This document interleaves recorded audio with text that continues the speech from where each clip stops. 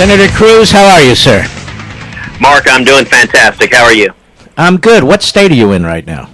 I am in New Hampshire. I started the day in New Hampshire, and then I headed down to Washington to vote for stopping President Obama's plan to bring in Syrian refugees. And then I flew back to New Hampshire after the Democrats blocked that, and we're campaigning on the ground, headed to a house party right now. And you didn't invite us. Let me ask you a question. Sarah Palin obviously endorsed Donald Trump yesterday. What do you think about that? What do you make of that? Oh, listen, I love Sarah. If it wasn't for her support, I wouldn't be in the Senate. And whatever decision she makes on 2016, I will always be a big fan of Sarah Palin's. Mm-hmm. Well, let me ask you about ethanol, because this is kind of under my collar right now.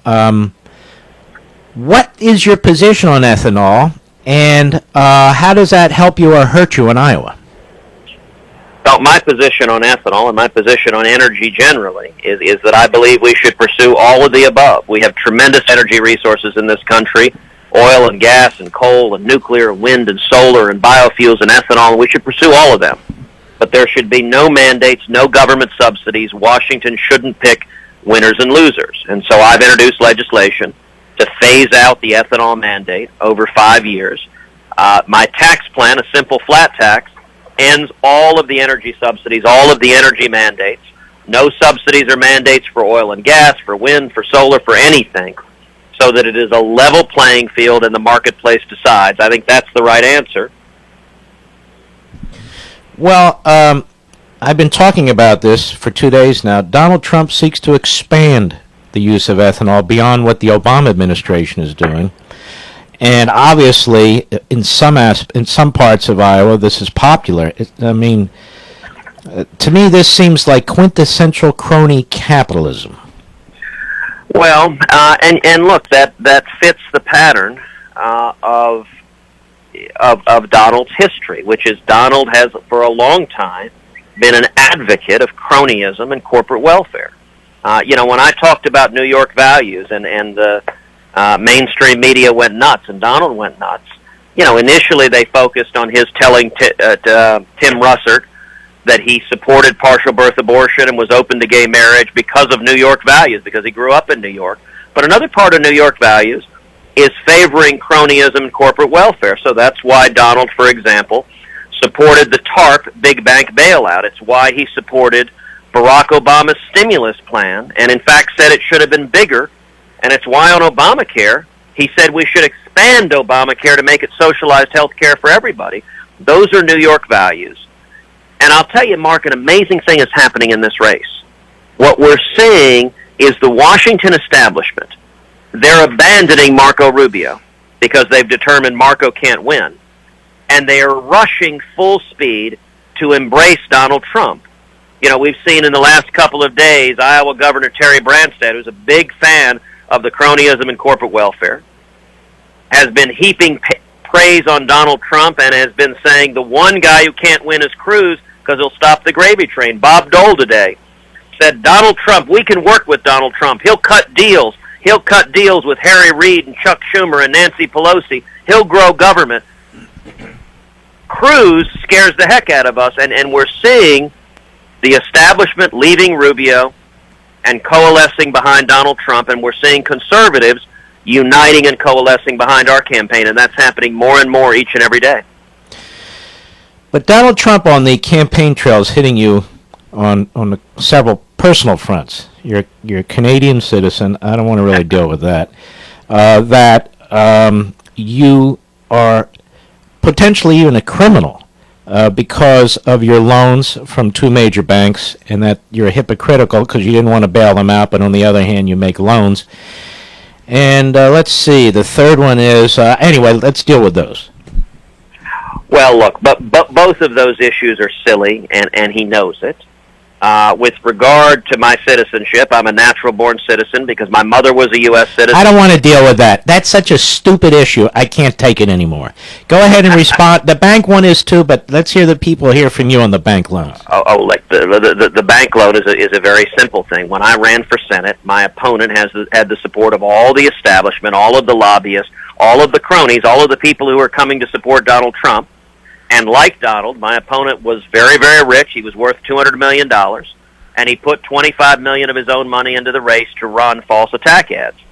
And my wife and I, Heidi and I, we made the decision to put essentially all of our liquid net worth into the campaign so we would have just enough resources to get our conservative message out. And so we liquidated our savings.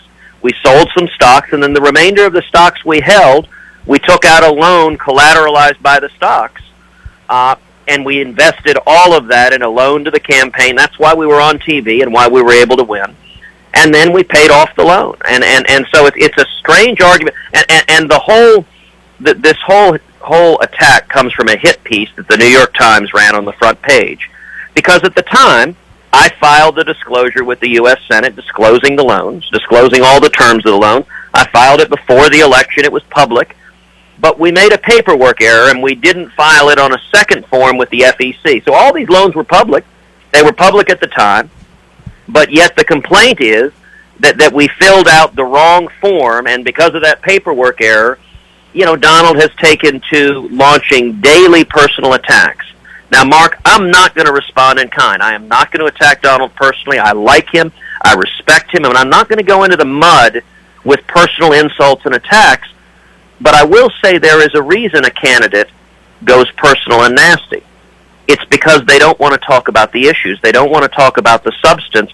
They don't want to talk about their own records, and so they try instead just to engage in personal attacks. I think voters are interested in the fact that Donald Trump argued Obamacare should be expanded to make it socialized medicine. I believe we should repeal every word of Obamacare. I think voters are interested in the fact that Donald Trump thinks bailing out giant banks, TARP, was a great idea. And I think bailing out banks is a terrible idea, and as president, it won't work. All right, let me ask you this. We had a caller who said, you did support expanding H-1B visas, but you don't now. Can you explain your change of position? Oh, sure. Sure. Look, I support the original purpose of the H-1B program, which was to bring high-skilled workers into this country, which would generate jobs and economic growth. But any rational person responds to changed circumstances. We have seen major companies abusing this program, and in particular, they've been bringing in not high-skilled workers, but medium and low-skilled workers, IT workers, and then they've been firing American workers, and to add insult to injury, forcing the fired American workers to train their foreign replacements. Now, that is offensive. It is wrong. It is an abuse of the program. It is another aspect of the fact that the Obama administration refuses to enforce the law, both amnesty for people here illegally, but also they don't enforce the law against companies violating the law.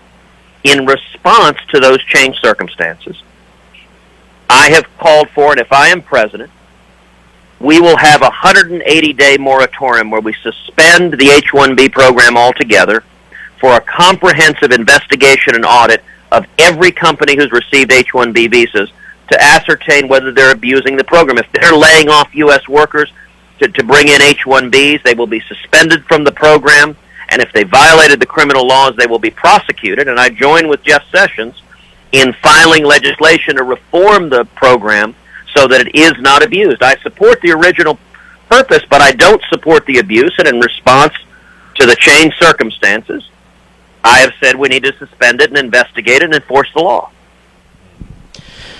All right, Senator Cruz, if people want to help you or support you, where do they go? It is tedcruz.org, tedcruz.org, tedcruz.org, and the great thing we're seeing, yesterday when Iowa Governor Terry Branstad attacked us, saying Cruz will stop the cronyism, you got to stop him. We raised $700,000 as people went to tedcruz.org. And Mark, let me break some news with you tonight. You know how much our campaign has raised since we launched the campaign? No. Over $50 million. That's enormous. Over $50 million from over 700,000 people all over the country coming from TedCruz.org. The lobbyists, the Washington cartel, they're against us, but millions of courageous conservatives are coming together, and that's what it's going to take. All right, Senator Cruz, good luck on the campaign trail.